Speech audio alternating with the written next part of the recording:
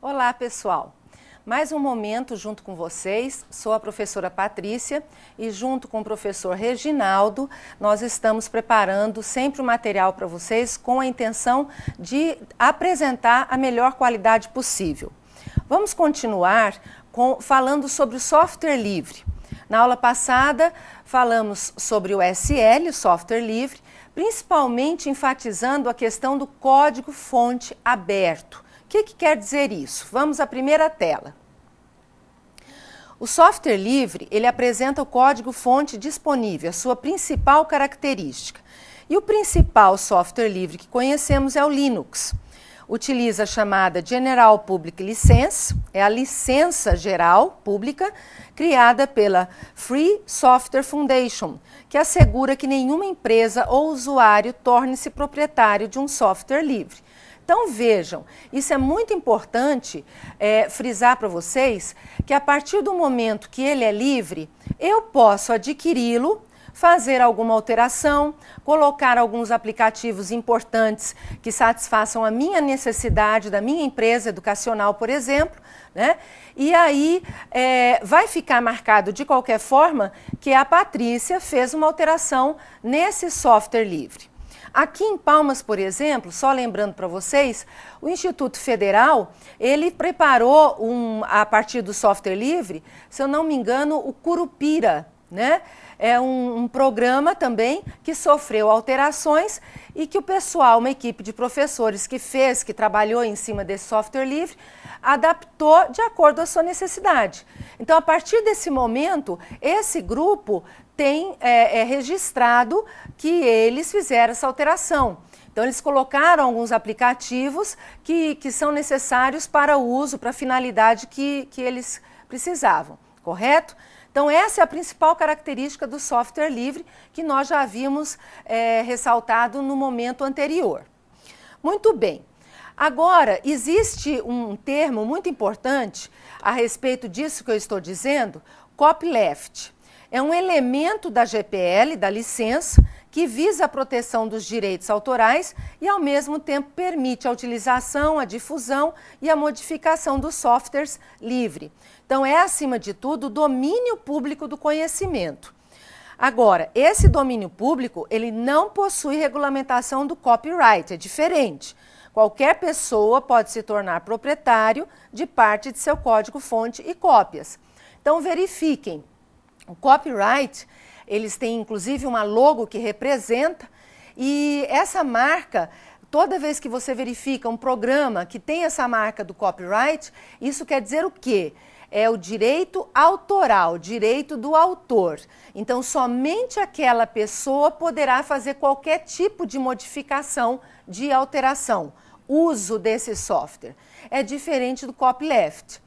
Aí vocês podem me perguntar assim, mas o copyleft não é livre? Por que não vai ter um domínio público?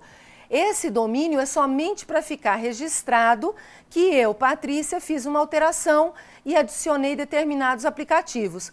Pode ser que uma empresa que também trabalhe na área de educação como eu, precise do software, faça uso já desses aplicativos que eu coloquei e a partir deles coloque outros aplicativos. Então, é essa liberdade, né, de lidar com software livre que tem ajudado a tecnologia a avançar tanto, tem enriquecido tanto os programas, ok? Então, fique clara essa questão do copyright, que é direito do autor. Então, a empresa com fins comerciais, ela faz o programa, o sistema e ela vende. Você tem que adquirir, certo? E não poderá fazer qualquer tipo de alteração. Você não tem acesso aos códigos, nem que seja um programador, você não tem direito a acesso. Se caso, né, os hackers mexerem nesse código, isso é um crime, certo? Previsto em lei e você vai ter que responder por isso,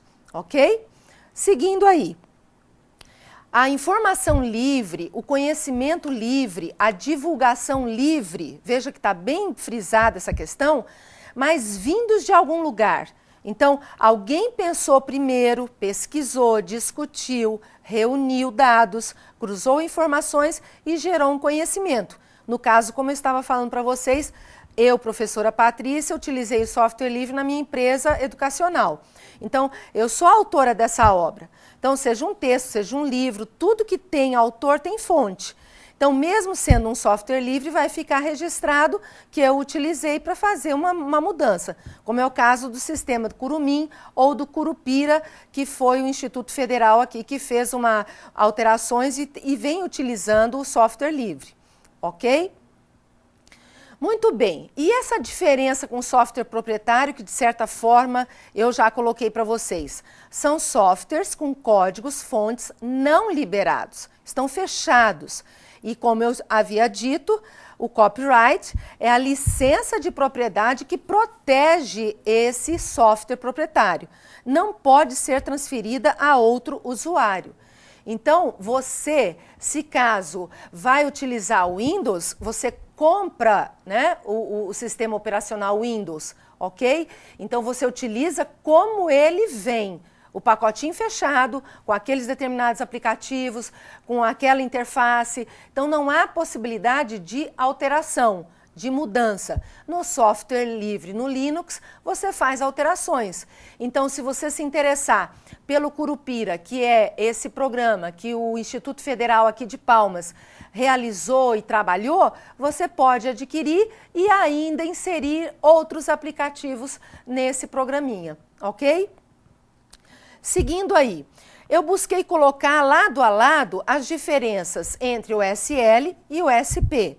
Então, veja, o software livre eu posso usar, copiar, modificar e redistribuir. O software proprietário, existe um padrão de construção e distribuição que somente com licença para o uso. Ele é fechado, eu não posso fazer alterações, posso comprá-lo e usá-lo como está. No SL, o código-fonte disponível para qualquer pessoa, desde que nós saibamos mexer com esse tipo de coisa, que entendamos um pouquinho sobre programação. No software proprietário, os algoritmos estruturais, o código-fonte é oculto, é fechado. No software livre, em relação ao design gráfico, vários programadores podem atuar juntos, podem fazer modificações, pode fazer um trabalho colaborativo. Já no software proprietário, o design gráfico ele é padrão estabelecido pela empresa, que é o caso do Windows. Muito bem. Nem sempre um programa que possui código-fonte aberto possui as características que determinam o software livre. É importante saber que alguns programas proprietários são distribuídos gratuitamente, mas não são softwares livres. É o caso do Adobe Acrobat Reader. Então, eu achei muito importante colocar esse exemplo para vocês. Nem sempre, por ele estar disponível gratuitamente, ele caracteriza um software livre, certo? O Adobe é um software proprietário, porém disponibilizado para o nosso uso. Mas não podemos ter acesso ao conjunto de algoritmos, nem tampouco fazer qualquer tipo de modificação, ok? Muito bem. Quais seriam, então, as vantagens e motivos para que eu possa usar o software livre? O que me atrai nisso? Então, número de cópias ilimitado, a minha empresa usa, a empresa do colega pode usar e assim por diante. A empresa tem autonomia para fazer as suas modificações. Isso gera inovação e qualidade, porque eu posso me esmerar e fazer algo que realmente atenda às minhas necessidades da minha empresa. Me dá um nível de liberdade muito grande, né? E um fato que eu acho assim interessantíssimo é o compartilhamento de informações, porque cada vez mais podemos estar avançando e fazendo programas assim muito completos, né? Com vários aplicativos à nossa disposição, que é já o último ponto aí, a grande quantidade de aplicativos. Então, veja, o software livre tem crescido muito no mundo inteiro e principalmente na área de educação, na área de comércio também, em empresas de telecomunicação, certo? Nas universidades, várias empresas têm utilizado o software livre porque ele proporciona uma criatividade e principalmente o alcance dos objetivos que você busca para a sua empresa. Ok? Então, até a próxima aula. Espero que tenha ficado claro para vocês a diferença entre o software livre e o software proprietário. Isso é muito importante, e principalmente as nomenclaturas copyleft e copyright.